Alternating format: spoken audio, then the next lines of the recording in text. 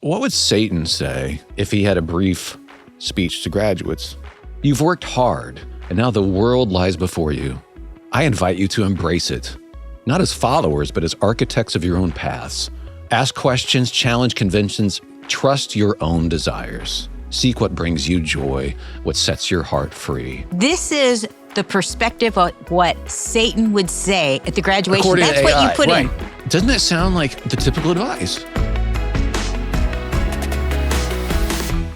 Okay, Ann Wilson. Are you ready for dun, dun, dun, dun, dun, dun? It's graduation day. It is graduation day. Yeah, I wish we had a really good speaker to give a really good commencement. I know. We talk. always want one. You always get those duds, celebrities. They have nothing really to say, but they have a million people following them on Instagram, and they put them up there, and they don't know what they're saying. So do you have a good one today? We have Brant Hansen giving the graduation speech today. Thank you. Yeah, well, Brad. sort of a cooperative speech. Do you guys remember who your speaker was, like for your high school graduation? No, 'Cause I that's don't. what I was going to say. I don't. It was non-memorable. Yeah, I don't You remember. know? I can always remember a student giving Yeah. a speech. I gave ours. Did you really? Wait. I didn't give a speech, but I gave a 5-minute something. What? Huh. Yeah. I was the quarterback, Wait. guy. Now, I don't think I knew this. No. They don't just go, She's hey, 3 we want to years- hear from the quarterback for graduation. That's why I'm surprised. Because it's one chance for the non-quarterback to get some attention, the valedictorian. They had the scholars give the speech. You did No, not, that's- I you? I wasn't the only one, What but did you I say? did. I have no idea what I said. I guarantee it was terrible. Like, hey, go grow your hair and be the party animal. I don't know. I had no values in my life at that time. That's funny. And she wasn't there, Brant. She's 3 years younger. Okay. So she wasn't at. Did you guys do yours in the stadium? Yes. Yeah, we were in the stadium, right on the field where I, was a star. Oh. Can we talk more? Can we talk about more about me being a star in high school? When I had hair and a mullet coming out of my Did helmet. you find your identity through that? 1,000%. But So- Brant Hansen, I don't even know where you gave the speech to who. To a group in Vero Beach, Florida. So the funny thing was, I went online right beforehand because I was thinking, what am I going to say? Wait. Yeah, I thought you were going to say I went online and asked them if I could speak at their graduation. That's you were that'd be asked. funny. Like, match yourself with the speaker. Okay, wait. Now tell them what you did. This is Okay, so so funny. I went on AI, which I'm not a huge fan of for content generation, but I just thought this would be funny. I was like, what would a graduation speech look like that was delivered by Aragorn from Lord of the Rings? And it was okay. I gave a little brief speech. And I was like, wait a second, what if it was Gollum, who was your commencement speaker? And it started with this. I actually wrote it down. This says, precious graduates, we seize you, all shiny in your robes. Trust no one, no, they lies, they cheats like filthy hobbitses. So that was pretty good. That's pretty funny. Did you laugh when you read that? Oh, I did. I thought that like okay, that's funny. And then I thought, okay, what? Because I was also looking up like classic graduation speeches from, Steve Jobs said this and Oprah said that and this person said this and that. And I was like, okay, forget Gollum for a second. What would Satan say? Satan from the Bible, if he had a brief speech to graduates. And I have it here.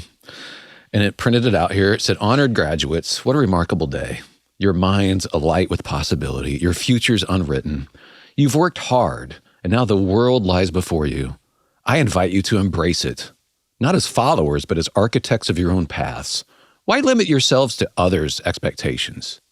Knowledge is your power, as I once offered in a garden long ago.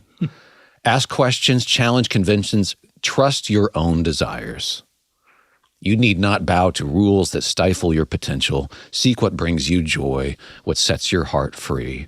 Congratulations, and may you soar. So I read that to the graduates. It was like, that sounds like every graduation speech. I was just going to say, that's every graduation speech. Absolutely, and it's well done. Yeah. Well done. Right, because it sounds like, it sounds like wisdom, but it's really, seek what brings you joy, what sets your heart free. It's all about you being free. Trust your own desires. This is the perspective of what Satan would say at the graduation. According That's to what AI, you put right. in. So I read that to the kids. I'm like, doesn't that sound like the typical advice? Yeah. It's all Yes. about you. follow your desires, follow your dreams for your desire. Like, no rules. no, don't let other people put limits on you. It's all about you. Like, here's the problem, guys. It's through binding ourselves to relationships. That's the only source of poetry in life. It's not about me being a free agent. If it is, I'm going to wind up very lonely. Like, and being like, just, I'm not going to let other people tell me, like, okay, but like, I bound myself to my wife to the exclusion of all others. I mean, that's a lot of options off the table for one woman. Like, so, well, I just gave up my freedom, huh? Well, I gave up some freedom, but that's how you find poetry in life. Now I'm free to do stuff like play with my grandkids who are, cute little girls. And it's the greatest thing ever. It's one of the few things in life that lives up to the hype. I don't know if I told you guys that joke. No. This is probably a terrible joke, but I was like, people will tell you, this is terrible. People will tell you, oh, you love your kids so much. Well, just wait till you have grandkids. Like, you love your kids so much, you'd kill for your kids, right? I'm like, sure. Well, you love your grandkids so much, you'd kill your kids. It's a terrible joke. But I enjoy that so much. And it's a freedom I wouldn't have. It's like you find these other freedoms as a result of surrendering it. For example, like I use a classic example, like Chris Martin from Coldplay. Like he's sitting there playing piano over and over and over and over and over, looking out the window. He said when he was a kid, everybody's out there kicking a ball around, having a great time. They're out there playing soccer/football, and he's stuck inside playing the piano. Well, who's got freedom? They do, right? Now who's got freedom? Who gets free to travel the world or like buy any car he wants if that's what he wants? But it's wild how it's through surrendering freedom that we find it. And particularly with your relationship with God. It's wild how not having that relationship, you wind up not having freedoms that you do, knowing him and actually binding yourself to him. Well, Brant, I listened to that and it sounds so good in a way if we don't really listen, to hear what they're saying. But I'm listening to that thinking, man, that puts so much pressure on each of those kids to find their own happiness and their own success. And it's all about them and what they're doing. And that, it can sound great. Like I can be whoever I want to be, which is very culturally evident in everything that's going on today, that it sounds normal. But I think kids, and I've talked to a lot of 20-some-year-olds, they've been striving and trying to do all that, and they're exhausted. Yeah. It is very and they're exhausting. Failing. It is very exhausting. The other thing is, too, if it's like, don't let anybody tell you, like, who you are. Like, do you know who you are? Do you really? Did you ask that to the graduates? Yeah, I did, because I'm asking this, like, because it may be, who you are may be a lot better than what you think, a lot bigger. Like, if I'm actually made in the image of God, and he regards me as his child, and I trust him, that's a bigger identity than anything I'm going to concoct. I have a connection with the creator of the universe. Like, so just saying that you can create your own identity, it's not going to be better than that. Yeah. And that does take the pressure off. I don't have to carry the entire world. A different way of living is just to show up each day and be faithful, and then see what God does with that. Make the best decisions you can, but the pressure's off. Like, he really is going with you. There's the scripture, I did share this with them. Is this a secular school? No, it was Christians. Okay. So I felt free to just, grip it and rip it here, but it's like... High school or college? High school. Yeah. But being able to tell them, I know you've been told Christian stuff your whole lives by your parents or by the school stuff like you've been going through. I understand. But you are free to walk away. You are free. Jesus let people walk away from him. Sad, but you can. You can actually torpedo your life. You're free to do that. We all are. We can make some horrible decisions. You're free. I beg you, though, like Moses gave a graduation speech, his last speech to the Israelites. He's like, choose life. Don't choose death. Like, I'm telling you, this is now up to you. And I tell them a story. It's a story I learned from Sheldon Van Auken in his book, A Severe Mercy. And I said, this is the worst bedtime story of all, but I told my kids this when they were little. And if you don't mind, I'll tell this story. Just take a couple minutes. But my kids never forgot it. And I don't think these graduates will ever, if they forget the rest of the stuff I've read the book, and I'm like, I can't imagine sharing anything from it to my kids. What is it? No. Well, he tells a story about two dogs. And it's Gypsy and Snowball, these two dogs that live out in the country. So I'm telling these graduates this. And they're great dogs. They get to run. It's perfect dog world, out in the country. They get to run around. And then when their master, they have a great master, and he calls out, dinner time, rings a bell, and they have to come right back. And so they do as soon as he rings a bell. Well, one day, Gypsy hears the bell, dinner time, and a rabbit runs across her path right at that moment. She's like, I'd like to chase that rabbit, but I'm supposed to go in for dinner. And she chases the rabbit. And the master's really disappointed, but she comes back late. And then the next time a rabbit runs by, she does it without even thinking. And she disobeys the master. And after a while, the master had to put her on a leash. Couldn't trust her anymore. And so I'm telling the graduates about how I told my kids this when they were in bunk beds. And they're like, well, Dad, what happened then? Like, well, they went out in the country and they were going to go for a walk. And the master was getting Gypsy and Snowball out. And as he was getting Gypsy's leash, she took off out of the car and ran into the woods. And he's like, Gypsy, come back, Gypsy, Gypsy. And she was like, I'm free. And she ran and ran and ran deeper into the woods. And his voice just like, Gypsy, Gypsy, until she couldn't hear it anymore. And she wanted to turn around. Now she was lost. And the master was very sad. And we're like, Dad, then what happened? Well, Master put Snowball in the car and he drove home and he never saw Gypsy again. That is the worst bedtime story ever. They're crying. Oh, it gets worse. Gets worse? What happened to Gypsy? She spent the rest of her days, her fur was matted and she had a hard time of it, but she had puppies and she tried to tell the puppies about the master, but they didn't really know him. And then when they had puppies, they didn't even have any clue who he was anymore. Good night. Click. And I told them that story, and I laughed with the kids about it too. But I was like, I just want you to know, there's going to come a time you're free, but the master's good. But I want you to know you're free. But there's so many reasons to bind yourself to him. He's actually faithful, and if you want, you can go through life with this strength. Because in Psalm, the last verse of Psalm 23, it says, "Surely your goodness and love will follow me all the days of my life, and I will dwell in the house of the Lord forever." It's so great because the whole chapter starts with, "The Lord is my shepherd, I lack nothing." That's literally how it starts. And then it ends with, he's going to follow me. Like his goodness, if you listen to scholars on that, his goodness following you, it's not like lagging behind, like, hey, where are you going? I'll catch up here. It actually is following more like a hunter. That's the actual image, tracking you. I am locked on for the rest of your life. And then you get to spend eternity in his house if you want. But it's up to you. It's your choice. I did tell them God can be trusted.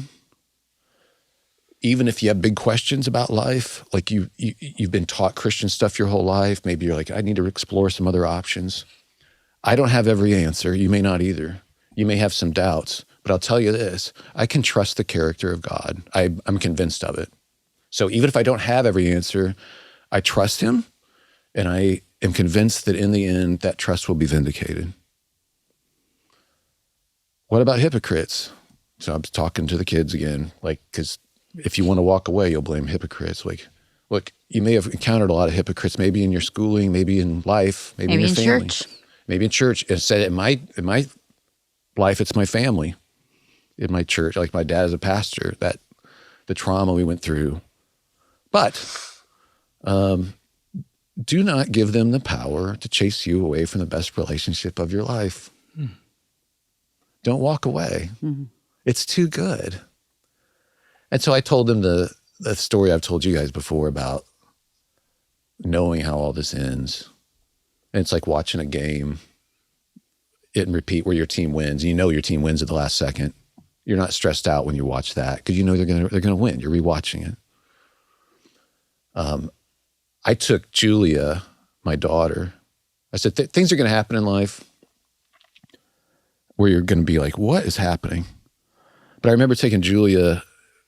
I can't remember if I told you guys this story, but Carolyn and I, when the kids were little, we lived in Houston, and it's a big city, and we were going to the rodeo. Did I tell you this? No. Okay, we were going to the rodeo, and it was one morning. We have to buckle the kids in. It was a strangely cold March morning in Houston, but we got the kids all, with their coats and mittens on and everything, and buckled them into their seats. It's a big operation, to get kids going somewhere when they're little. And we had to make an errand run. And so we stopped at some friends. We had to unbuckle the kids, get them out, unzip and zip back in. Okay, click them back in, put them back. And then we stopped at the grocery store too. So we had to unbuckle. And then, I forgot something at the church. We stopped at this church to get this stuff and unbuckle, zip them up, buckle them back in. And then I got pulled over for speeding on the freeway.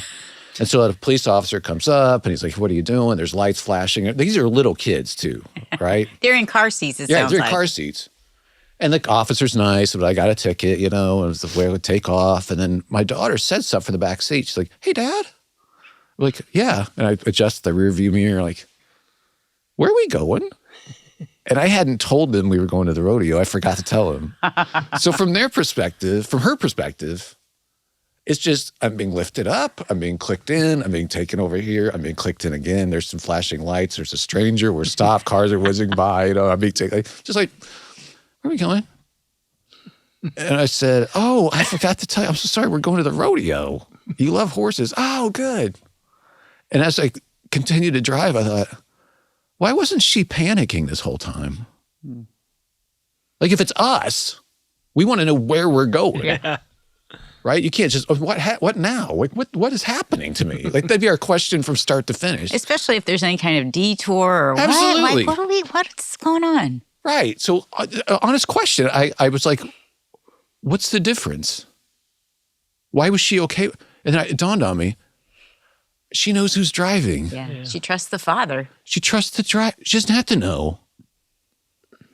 Like, God is actually good. Do you know he's actually faithful?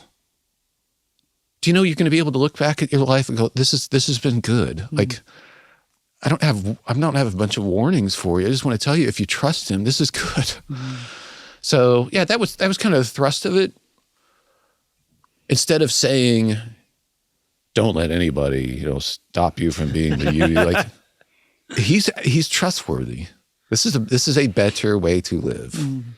And the neatest thing happened afterward, and that was a guy got up to sing. And I think this is a great idea for graduations if you have a Christian graduation thing. But he led the parents and everyone to sing the blessing, that song. Yeah. Well, the kids are on stage, so you're facing the kids. Mm. And that song isn't a song you're singing to God. Mm. The Lord bless you and keep you. It's a benediction. It's right. number 6. Yeah. And you're looking face to face at these graduates. Yeah.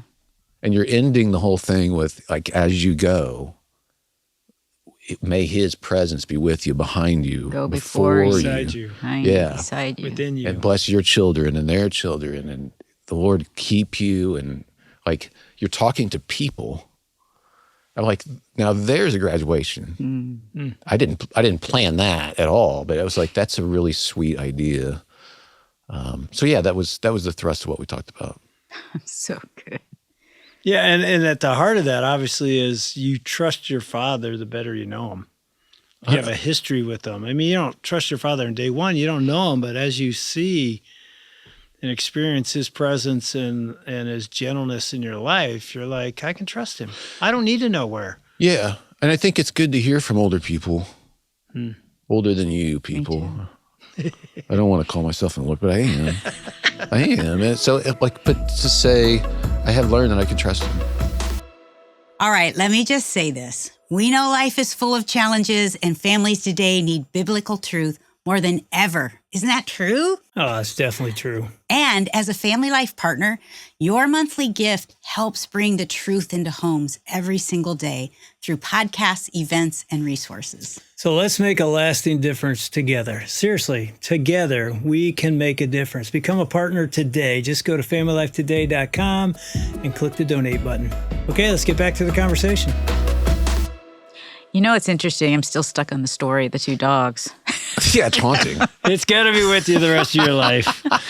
And I was thinking, like, he should have added that every day the owner goes outside on the patio and calls. The dog may not hear his voice, but he's always calling and welcoming the dog back. He's waiting for Gypsy to come home. Yeah. It's like Luke 15. and he never forgets about Gypsy, and always, and because he had a purpose and a plan, and it's not their purpose, it's not Gypsy's purpose, it's his purpose. He had something for Gypsy that was really remarkable. Yeah. Because he created Gypsy in his own image, that kind of thing, you I know? like all that. That's just not an original story. But I'm it's adding good. to it. I'm going to put you on the phone with my adult kids now.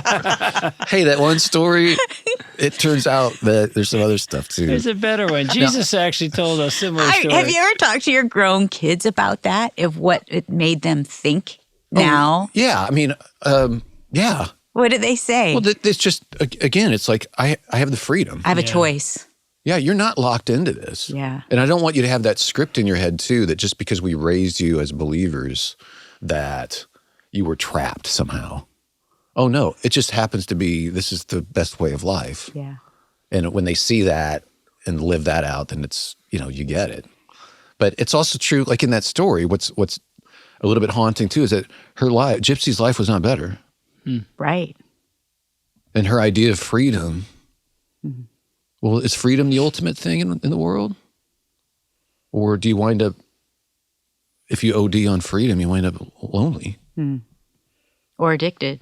Yeah, addicted. Like, Or- sure.